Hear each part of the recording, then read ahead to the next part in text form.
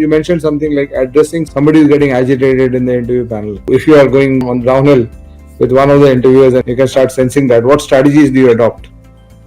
There is a bit of caution in that, in the sense that if you start paying too much of attention to one particular part, and if it is not really going in your way, or it is still the early signs, you might want to take some position to assuage or to help that person come to your particular side. But if you see that it is actually becoming a bit more aggressive and that person is actually giving you very, very negative vibes, then you might actually want to ignore, because that will derail the whole interview process. Like some interesting anecdotes from the icebreaker?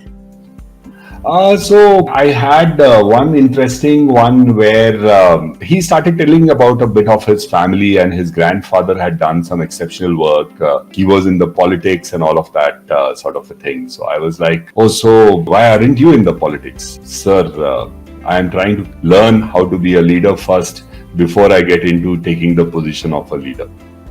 Okay, nice answer. And it was very humble on his part, and the way he said that, I thought very clearly that he had been groomed very well. And this was a person in not one of the IIMs, but one of the other institutes where he was. And the difference between an IIM and some of the other institutes, there you will find a much more professionally inclined people coming in general in IIM kind of a setup, while you find a much more diverse set of people who come to other business schools as well.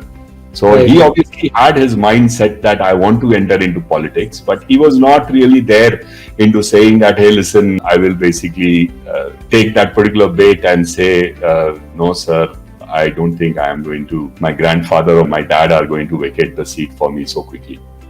Okay, yeah. It can be a funny answer also.